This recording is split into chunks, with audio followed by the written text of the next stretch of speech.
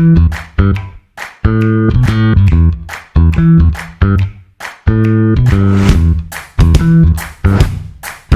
listening to the Common Fan Podcast, a Husker football podcast for the common fan, by the common fan.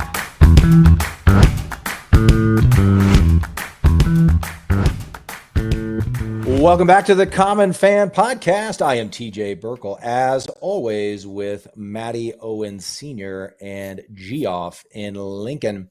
Get to the Common Fan website, www.commonfan.co.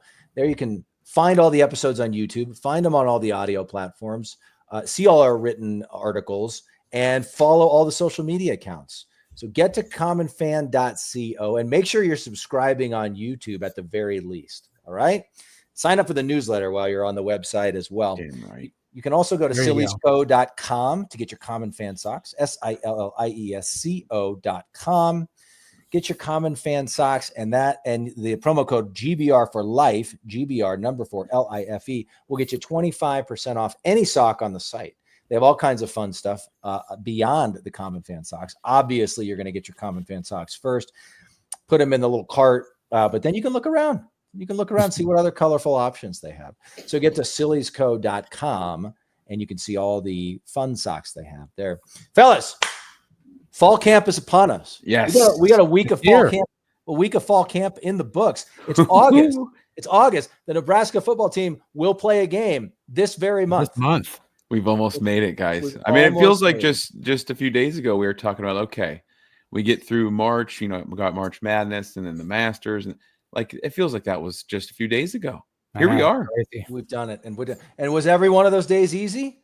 Or no. Did every one of those days go by quickly? No, it didn't. No. But we're here. We made it. We made it, guys. We made it. And hopefully the Common Fans helped you along in that journey with our summer series on Tom Osborne or some of the other episodes and articles we've been doing. Guys, there's a ton to talk about. Mm-hmm. Right, we wrapped up the TO series last week. Again, thanks to all for tuning in on that. That was a thoroughly enjoyable exercise. Check it out if you haven't already. You got plenty of time before the season starts to check out all the episodes in the Tom Osborne series. But since that time, they've had Big Ten media days. We had the Big Red preview practice last night. There's been various media availabilities from the coaches and players, etc. Things are churning. Things are in full movement, full motion. I don't know what the word is. I like the hand bike movement that you were doing while you're saying that. I've actually never even done a hand bike, I don't think, but that's what it's. We're moving. Yeah. We're moving, right? So we're going to talk about a lot of stuff today. We're going to talk about some of the observations and comments from last night. We're going to talk about some of the storylines as we go into year 3 for Matt Rhule. I think, guys, I mean, the horse is so dead on the joke of Nebraska football winning the offseason, but it's true. And once again, we've reached this point, and I feel like optimism is just sky high among Husker Nation right now. I mean, we got ambidextrous punters. We got all kinds of things going on. It's ambipedalist. I was going to say, what was that word again? Ambipedal. Excuse me. Ambidextrous would be with the hands. Yeah, that's right. That's right. Ambipedalist. Ambipedalist. Ambipedalist. I don't know, but do you add the IST? I assume you do. He's an ambipedal? He's an ambipedal. But is he ambipedalist? That doesn't sound right. Ambipedal style punter. I don't know. For those who missed it, our punter can kick with both feet, which that's we'll probably get into that. Yeah, which is incredible. Yeah. But I mean, I think if you look at, we talked about some of this stuff, year 3 for Matt Rhule, year 2 for Dylan Raiola, new coordinators, which is what we're really going to focus on today. The schedule lining up again. Nebraska football can't take anyone for granted in 2025, but the schedule, I think any Big Ten team would say, okay, we got a pretty good draw here with Nebraska football's schedule. So if it's going to happen, there are a lot of factors to believe why it is going to happen and why Nebraska football will turn a corner. One of the main ones we're going to focus on today, guys, is Nebraska has 3 new coordinators right now than they did at this point in the season last year. Okay. Yeah. And so we all know Tony White, defensive coordinator, went to Florida State. John Butler was elevated from defensive backs coach to be the defensive coordinator. Big John Butler fans. If you've seen some of his quotes and is talking about physicality and other things, very excited to see what John Butler can do with the defense. We're not going to focus on the John Butler Trio. That's a band, by the way. I just learned this. There's a band called the John Butler Trio. Yeah. What? Anyway, we're not going to focus on the John Butler Trio. Would that be jazz at jazz? No, they're rockish. Jazz. They're kind of rockish. Rockish. Yeah, Oh, rock. okay. The first song I heard of theirs, I was like, this is kind of folksy. I was thinking more like a barbershop type style, not quite a quartet because it's 3 people. No, the John Butler Trio is pretty. I mean, if you Google them, it's kind of like a rock band. Anyway, Okay. We're going to talk about the other 2 coordinators today, Dana Holgorsen, Mike Ekeler, because I honestly, guys, this staff seems really confident that the defense isn't going to take much of a step back and maybe no step back at all. We'll see. Obviously, they have a ton of turnover. They lost a ton of talent to both graduation and the transfer portal, new coordinator. That's a lot that's in flux. But, Rhule's teams have always played good D. He flipped the defense immediately upon arrival. So let's just take that for granted for a minute that the D will at least not take much of a step back. Yeah, How about stay that? the same. Crazy, right? So in that scenario, if you see a jump in both offense and special teams play, how many wins is that worth? 2, 3, 4? With this schedule, 3 or 4, maybe? Yeah. I'd say 3. Could be. Yeah, I bet you would say 3, Jeff. I would. I will. You couldn't bring yourself to 4. Here's what's really interesting, though. So we're going to come back, put a pin in that. We're going to come back to Holgorsen and Ekeler. There's 2 things from 2 different media members that I want to focus on right now, because if they are going to take that year 3 leap, it's going to have to involve winning close games. Yes. Okay. And Tom Chattel had a really interesting article in the Omaha World Herald today, looking at Rhule's past, and kind of the general theme was looking at, he's had a year 3 leap at 2 other places. Why did that happen? But he kind of dug into the details, and he looked in particular at Rhule's Baylor team from 2019 that won 11 games and played for the Big 12 championship game. They lost to Oklahoma. I didn't have it in front of me. I'm sure that Oklahoma team ended up going to the playoff, but or was close. So they lost to a good Oklahoma team, but they won 11 games. But he looking under the hood at those wins. They needed a 38-yard field goal with 21 seconds to beat Iowa State. They beat West Virginia by 3. They got a late field goal, and then they blocked. Oops, what are these? What are those some balloons? I don't like that. I stopped doing triggered something. Yeah, automatic balloons there in the background. Then they blocked a field goal to secure the win at the end. They beat Texas Tech by 3 in 2 overtimes. They beat TCU in 3 overtimes. What else? So he gives these different examples. Tons of close games. Exactly. Overtime wins. Special teams. Yes. Long field goals at the end, a block kick set up by penalties, 2 overtime wins. If a couple of those go the other way, Baylor isn't in the Big 12 championship game or the Sugar Bowl. Flip them all, and BU is 7-7. Okay. Yeah. So a little bit of alternate history there from our friend Tom Chattel, friend of the program. But the point is, they won close games. Their offense made plays in the clutch, and they had successful special teams that executed when they needed, right? And I think, the other thing you could say for the Huskers is have a positive turnover margin and eliminate the penalties. I feel like they've made progress on those 2 fronts in Rhule's 2 years, but those 2 have been major culprits as well in the close game thing. But we have talked about it so many times. If the offense and special teams had even been average the last 2 years, it's probably 2 to 3 wins more in each of those years. Yeah. I thought it was just a fascinating view from Mr. Chattel there. Yeah, Totally.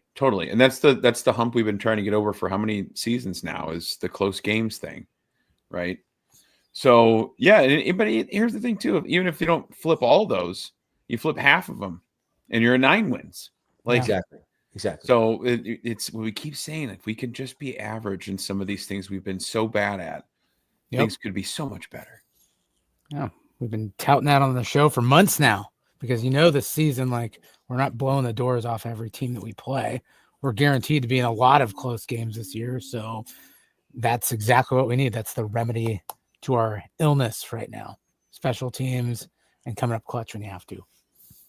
So on the same note, one other thing that's happened was this last week, the Big Ten Network crew, they do their tour around the Big Ten during fall camp, and they kind of do their reports from each team's set of practices, which, by the way, what are we doing wrong in life, and why? Like, what a great job.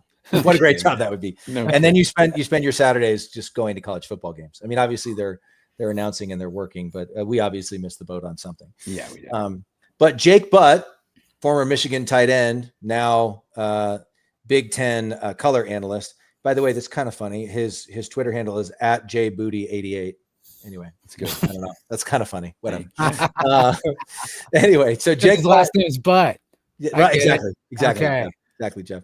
So Jake Butt had a series of tweets where he focuses on this very same issue. One more note. Let's see. So what has defined Nebraska football? One score, close games, winning or lack thereof in November. Small details. So how do you fix/change that? I'm not going to read the whole thing. If you're on Twitter, find Jake Butt @jbooty88. He went through a list of 3 of them and talked about, you're going to like this, Jeff. So the O-line went through a great individual period.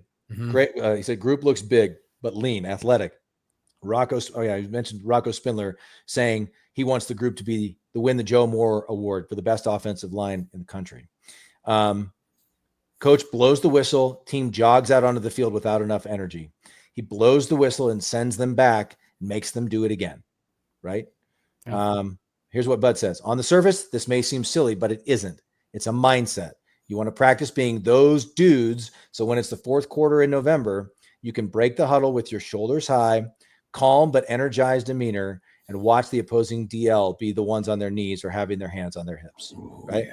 And he gave 2 other examples of basically seemingly small things where the coaching staff is insistent on things being done the right way. And I feel like we talked about this with Frost and how, again, I don't want to get everybody upset going back to that guy. Calm down, TJ. Who are you talking about? I don't know who you're talking about. But we talked about this with Frost, right? Where we gave him the benefit, or I did, for the longest time. We gave him the benefit of the doubt and said, if we had just made one more play, if this player hadn't screwed up this, would have flipped how many games, whatever. But ultimately, you can only come to the conclusion that it is a lack of attention to detail. Yeah. It's a lack of preparation. Yes. I mean, the one thing that I thought was really fascinating about that was just the handing of the ball. Did I lose you guys there? You're back, TJ. You're back. You froze for a minute. You froze for a second. Okay. Yeah. Okay. Anyway, so it's a focus on details, and it feels like Rhule and the staff are doing that. Yeah. Yeah. For sure. I was saying when you froze up there, TJ was talking in that same article or that same post, talking about not tossing the ball to the official, but actually handing it to them because of just time on the clock. Like if the official drops the ball. Oh, right. Yes. Defender knocks that down. Like just small things like that about clock management and getting the ball to the official in an efficient manner. It's stuff that I would never even think of. And it's beautiful. I love it. Yeah. Matt, you have anything to add to that?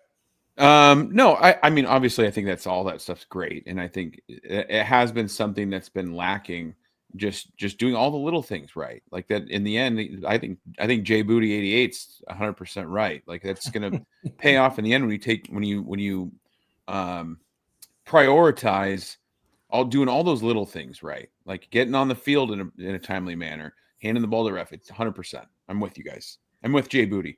JBooty all the way. Listen, if I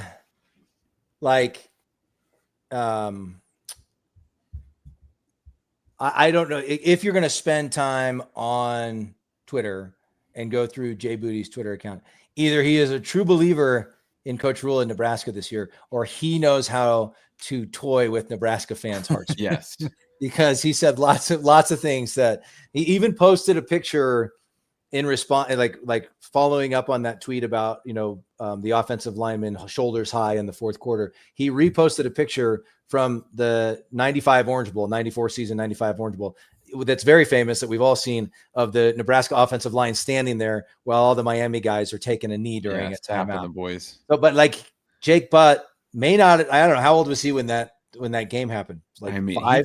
Was he alive? Is he even 30 years old yet? I don't know. I feel like he was just playing very recently. Yeah. So he knows exactly how to toy with Nebraska fans' heartstrings. No doubt. Well, definitely. He knows how to get some views and reactions on the social media posts. Well, red meat for Husker fans. When he's using he's clearly trying to make Husker fans salivate, because I mean, if you read that entire post, when you get down to the end, he's using reckless terms like playoff and things of that nature. This year. That's not reckless, Jeff. It's reckless. Reckless and irresponsible. Control, Booty. I'm all for it. We're all for Jay Booty. We're all for Jay Booty 88 on this podcast. Maybe he'd come on the podcast. We'll have to follow up with him on this. Michigan. All right. So again, I love the focus on details. That's super important. That's a component that feels like has been missing from Nebraska football for a long time. But let's face it. What else could help us widen? Was it widen or lower? Anyway, what could help us improve the margin for error? What could help us give ourselves a little more breathing room? An explosive offense. Like what if we had instead of a tie game in the fourth quarter or a 3-point lead in the fourth quarter or down by 3 in the fourth quarter, what if we had a 10-point lead? Yeah. Or a 14-point lead or a 17-point lead? We haven't had many of those. We haven't had a lot of double-digit fourth quarter leads. And we talked about this so many times. There's been so many times where it feels like the game was decided by a defensive meltdown, like the defense letting the offense score at the worst possible time. I feel like the Ohio State game from last year comes to mind, where we took the lead and then the defense gave up a score right after that. But the only reason it feels like that is because the margin for error is so small, right? That because the offense and special teams, you have to hold your breath every time the offense is on the field or every time we're kicking a field goal and it feels like something bad is going to happen. The margin for error is so small that if the defense gives up the occasional field goal or touchdown, it feels insurmountable. Right. If a team starts to build a lead. Right. Right. And so so that's why this episode in particular, we want to focus on Dana Holgorsen and Mike Ekeler in particular. Holgorsen, of course, is the new offensive coordinator. He took over with 3 games to go in the regular season in 2024. Ekeler came over from Tennessee in the offseason. I could not be like, guys, this is why, Jeff, people say playoff. I think this is why when I lay in bed at night and I can't go to sleep and you're thinking about Nebraska football, obviously, I think to myself, I start to get big red corn cobs in my dreams. Wow. Because that's right. Dancing in my head. I don't know. I couldn't think I wanted to think of something Nebraska specific, but Holgorsen's one of the best offensive minds in the game. Ekeler had some of the best special teams units during his time at Tennessee. What I love about them both, we could cite the numbers. Other people have done that.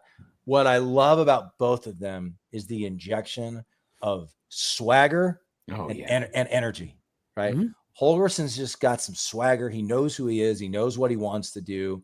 And Ekeler brings so much energy. We've talked about this before. My memory of him when he's on Pelini's staff is just bouncing up and down on the sidelines, right? Yeah. But let's go back to Holgorsen for a minute. I want to read something. Sam McEwen had this. Holgorsen just talked to the media in the last few days, post one of the practices. This is what Sam says, Sam from the World Herald. Holgorsen believes in a pared down play sheet that relies on better execution of fewer scripted plays. Instead of trying to pick perfect plays for a given defense, Holgorsen wants Raiola adjusting to the defensive looks across from him. Quote, I keep giving him situation after situation within just a play, Holgorsen said. Not the situation in the game, but within the play where he's got to look and read defenses and get us into a better play if he can, which will make us better, more efficient.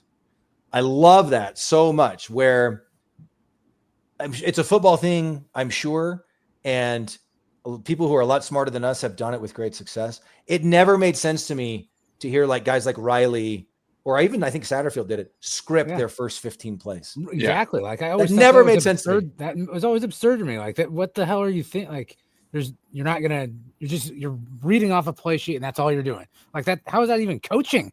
Or like how, I don't understand. I could do that, right? Like I just got a sheet of plays. I'm going to tell you to run that out onto the field. Like that's ridiculous to me.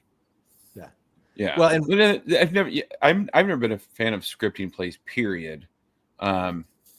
Because what the defense is trying to trick you too. That you think you know what they're going to come out in the first 15 plays of the game. Good luck. And then you're not going to be willing to adjust after 5 or 6 when they come out in totally different looks, and then you're just still going to stick. No, I think it's great. And the thing that I like about Holger's comments, and he said something similar on the Big Ten Roadshow or whatever they call it, the training camp preview thing about, and it made so much sense about less plays, but like perfecting them.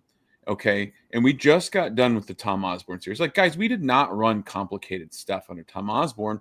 They ran not a handful, but a few handfuls of plays, a ton.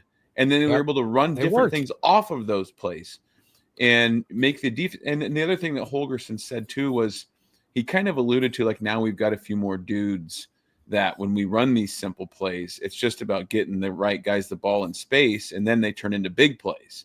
And they turn into those explosive plays. So I love all of that.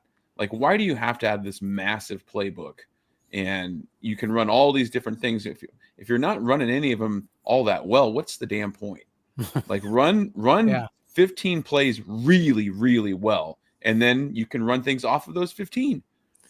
Well, and I completely agree. And if you're running those over and over and over and over, which is exactly what T.O. used to do, and all of his 4 or 5 or 6 stations or however many had, everybody was just drilling those things over and over. You get really good at it. Mm-hmm. And then what I love about Holgorsen is it's again a small thing.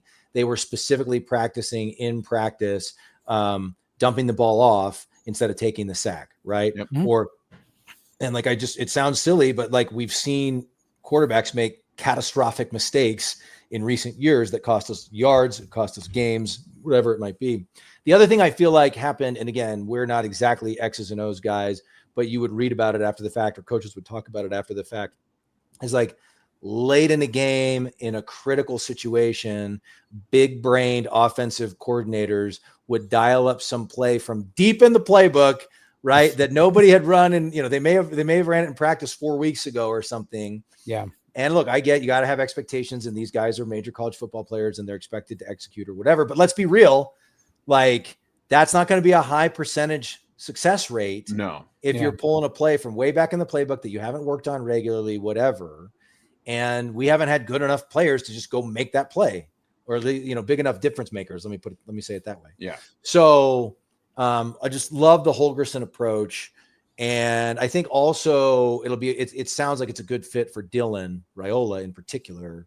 And just, it sounds like they work really well together. And I think it'll help him like really hone in on the system going into year 2 for him.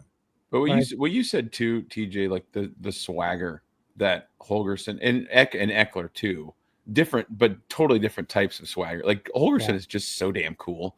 Like any interview he gives, like he's just sitting there and he like scratching his head, and he just, he's just kind of a good old boy, but kind of a gunslinger, like he just has that vibe of like, this guy's sitting in the saloon, great poker player. Like that's the vibe that I get from Dana Holgorsen, and I love every single minute of it. Val Kilmer, like little Doc Holliday tunes, Doc Holliday action. Yeah, there we go. No, the one thing, Johnny Ringo. You look like someone just walked over your grave. Why, Johnny Ringo? Sorry, go ahead, GF. Go ahead. No, the one thing I gathered from a lot of that too is, you say swagger, and last season I was all about, and I still am. I'm all about Hollywood. I like big plays. I like stuff like that. It's great. It's entertaining, but they did have a good point too, that they were wanting to focus on Dylan not constantly holding onto the ball for too terribly long, trying to find like the big deep play. Yes. And getting him better at like, it's not always a bad thing to check down to throw it to a running back for a short yardage play. It beats the hell out of taking a sack, right? Yeah. And then also I'll trade the Hollywood for some of those good decisions. I'm just saying I still like the Hollywood big play, but I do understand and I do respect the fact that they're trying to drill down and not, make a stupid play trying to make a Hollywood type play. So look at you getting wiser, Jeff. I'm trying, wiser, more experienced. Yeah. Well, listen, on that first point, I'll read a little more from Sam's article. He goes on to say, offensive guard Rocco Spindler called Raiola the head of the snake. I love that, by the way, who works with the line to get feedback on the defense and make adjustments to his pre-snap routine. And then Sam goes on to say, once the ball is snapped, Raiola is not to hold on to the ball looking for the perfect big pass play, as he did at times during NU's 2024 midseason losing streak. The goal now, get the ball out of his hands, understanding a routine check down to a back is better than a sack. And then Sam goes on in the article to talk about Raiola's offseason training regimen and how he's expected to also, when it's there, tuck the ball and run more this season. Which I find shocking, like just judging by what we saw last year. It sounds like he might have slimmed down a little bit. I think he's slimmed up, muscled up too, though. Like I think he's added some muscle. If you've seen him in practice, like his lower half looks pretty thick and muscly. Yeah, I mean, does it, Matt? That would. That was Matt. That's something I'm supposed to say. That's like I'm supposed to say, not you, me. Great lower half. Don't you guys clip that comment. Great How lower sweet half. would that be though? Like just a dual threat quarterback that can just tuck and run the ball. If all else fails, like, woo-wee. Yeah, I don't know how many design runs we'll have, but look, one of our biggest offensive plays last year was in that Ohio State game where Dylan just took off and ran and got like 40-some yards, 50 yards, right? Yep, just on a scramble. So he's got to be willing to do that a little bit more. Well, I think that gets the boys juiced up too. When your quarterback takes off, maybe takes a little knock at the end of a run and gets a first down, like that gets the ball club pumped up, boys. For sure. All right, so pivoting to now Mr. Ekeler. And as bad as the offense has been, guys, I think it's safe to say the special teams has been worse. Oh, yeah. It's pretty safe.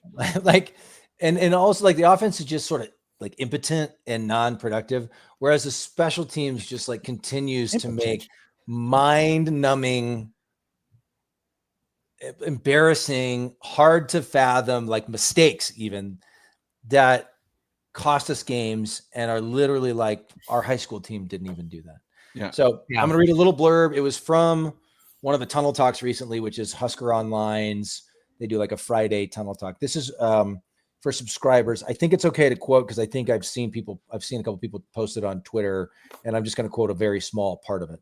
But those close to Nebraska's program rave about the impact Mike Ekeler has had in a big picture sense. I've said previously that I expect the Huskers special teams to improve dramatically in 2025, but this conversation is more about the energy Ekeler injects into the program daily. I mean, this job is almost do or die stuff for Ekeler, and you just can't find that sort of mentality in everyone. Bottom line, Ekeler genuinely believes he can be the best special teams coordinator in America, and there's no other school he wants to help more than Nebraska. Say no more. That was either Sipple or Callahan. I can't remember which one. But Beauty. Holy moly, guys. Yeah.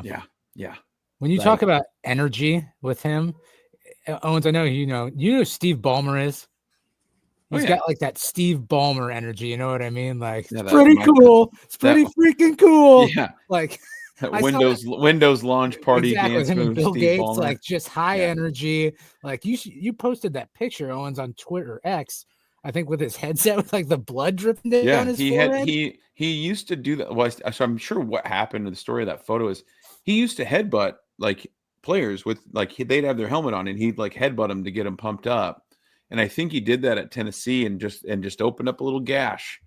And that's just that's just the kind of guy that he is. But it's also interesting talking about Ekeler, and then we'll get back to like the impact. But isn't it so interesting that I know he's from Nebraska, but the guy played at K-State. Like it just seems like he's got such a reverence and a love for a place that's not even his alma mater, which I find absolutely fascinating. But good luck finding an assistant coach in college football that's got more energy and juice than Mike Steve Ekeler. Ballmer energy. That's a whole nother level of energy. Yeah. Jeff, I know who that is too. Oh, you do? Okay. You only asked Matt.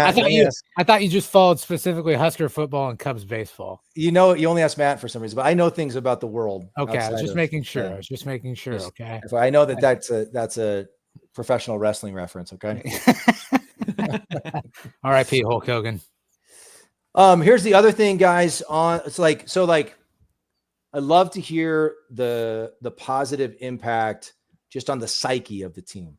Again, I think both of these, like Ekeler is just like manic energy, just like we're going to go balls to the wall. We're going to play as hard as we possibly can.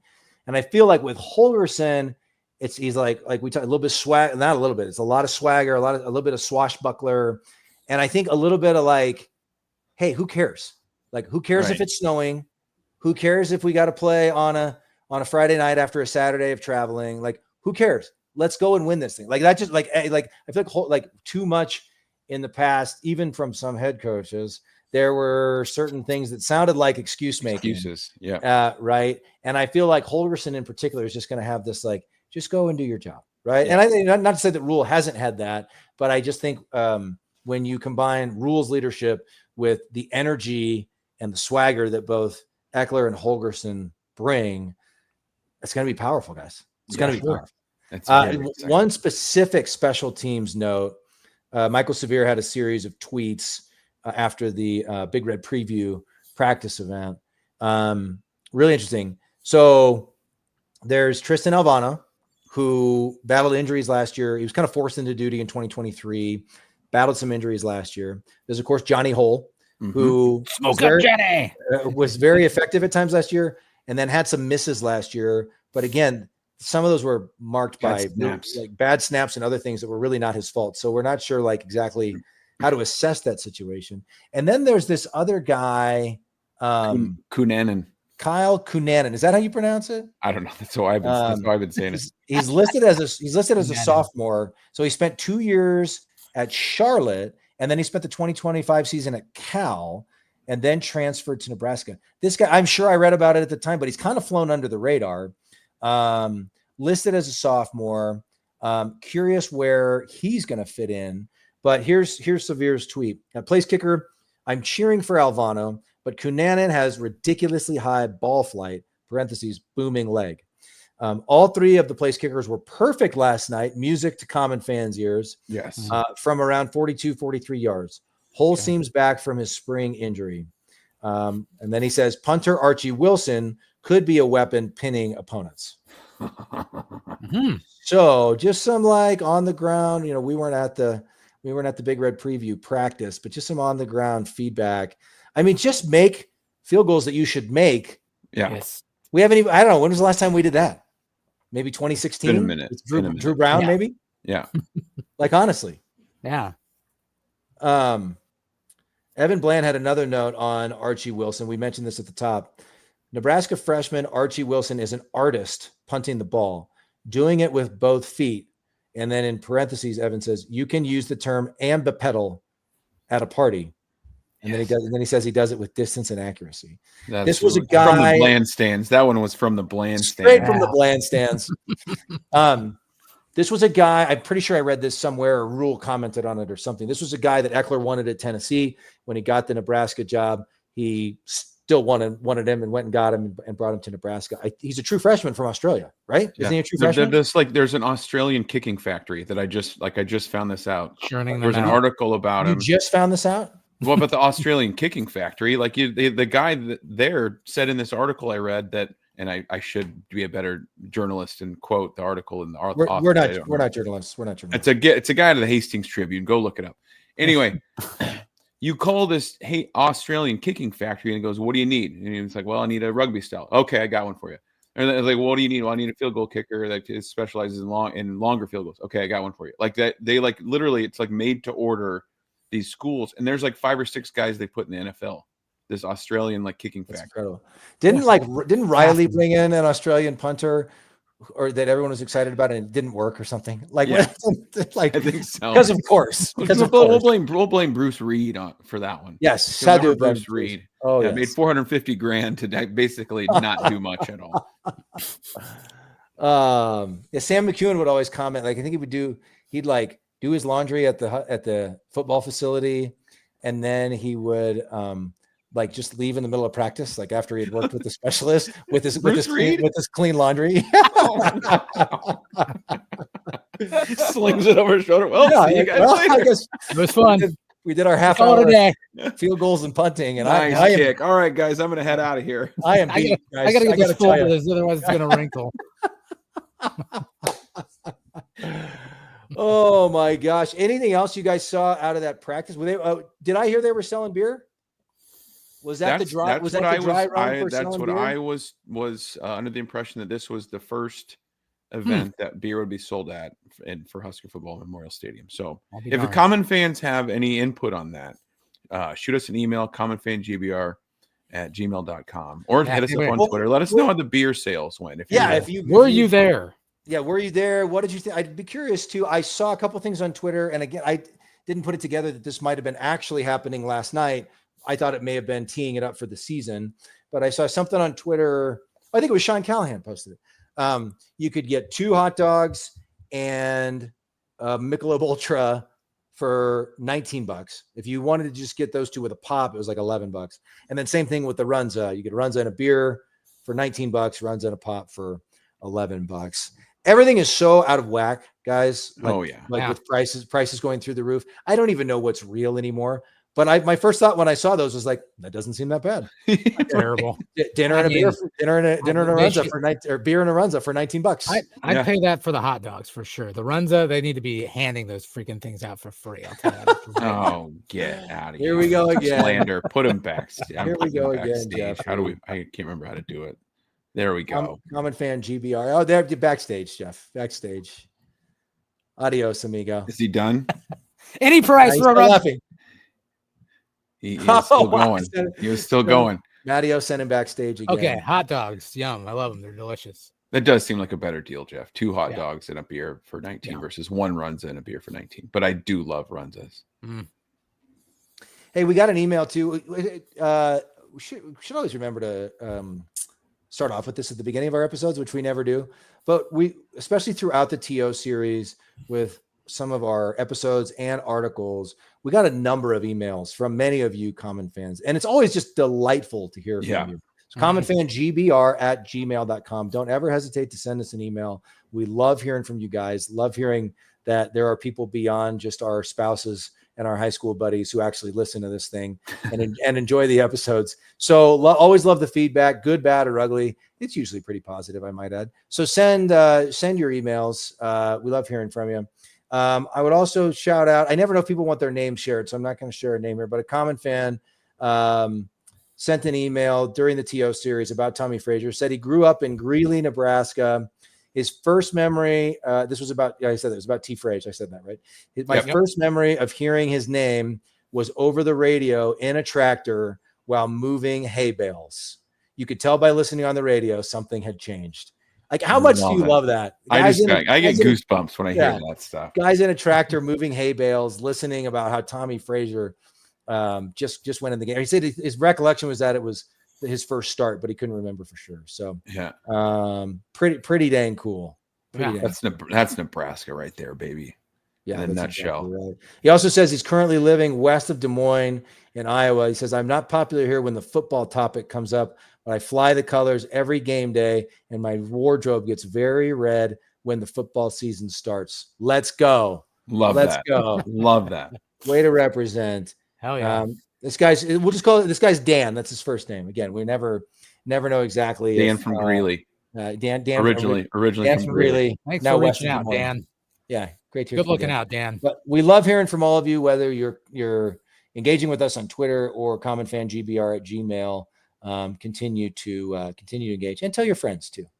I think that's the Bohemian Alps up there. I've heard people from that region. Maybe Bohemian Alps. I don't remember. I have no idea. I have family from near. They played a lot of in Des Moines sports against Greeley. No, guys from Greeley, Nebraska. Jeff, tune in, bro. I thought you were talking about Dan in Des Moines still. Well, no, he's Dan originally from Greeley. Yeah. Now lives in Des Moines. Now in Des Moines. Were you listening? I was. Ankeny is a very lovely part of Des Moines, if you guys aren't aware. I think lovely area up there. Started. It's beautiful. Jeff, what planet are you on? I'm just telling you, Dan lives in a good area now. Lovely area. Okay. All right. Well, I'm glad to hear that. All right, anything else, We boys? need to be glazing Iowa too much. We don't need to give them too much credit here. No, that's exactly right. That's exactly right. All right. We fully pivoted to fall camp. We're gonna have a number of episodes, more than one per week. A little bit of a preview there, a little bit of foreshadowing, more than one per week leading up to the season. We got some super exciting guests lined up. We're not going to tease those quite yet because we're waiting for confirmation, but I think it's going to work out on a number of episodes leading into the season. It's going to be here before we know it, guys. Going to be here so soon. excited. Yeah. When's the last time you were this excited for Husker season? Maybe Frost first or second year? Yeah, last year. Had been Last year. every year. Yeah. Every year. Matt. I think we're going to win the national championship every year. Every year. Yeah. Yep. Yeah. No, sorry. What were you guys saying? It just seems more real. The excitement seems more real. It feels more real this year. It feels maybe, more. And maybe like Dana and Coach Mike are, I think, a big part of that, at least for me. It feels more like realistic. Yeah. Right. And valid. Years past, we were talking ourselves into thinking like this year. I think we were actually getting provided documentation that things might actually turn a corner. So yeah, exactly. We know what good looks like. You know, we're Husker fans. We've been to the mountaintop. We know what it looks like on the field more than just on paper. You see the guys on the field practicing. We know what success looks like. Yep, that's exactly right. That's exactly right. All right, boys. Well, again, go to the Common Fan website, www.commonfan.co. Make sure you're subscribing on YouTube, please. Follow us on Twitter and the other social media accounts. And get your Common Fan socks at silliesco.com. All the things. We're going to be back at you soon, Common Fans. Like I said, we got a handful of really exciting guests and episodes leading up to the season. And it's going to be game week. It's going to be game week before we know it. Hold on. 3 weeks. This episode's coming out on Monday, August 4th. 20. It's three weeks from game week. Yeah.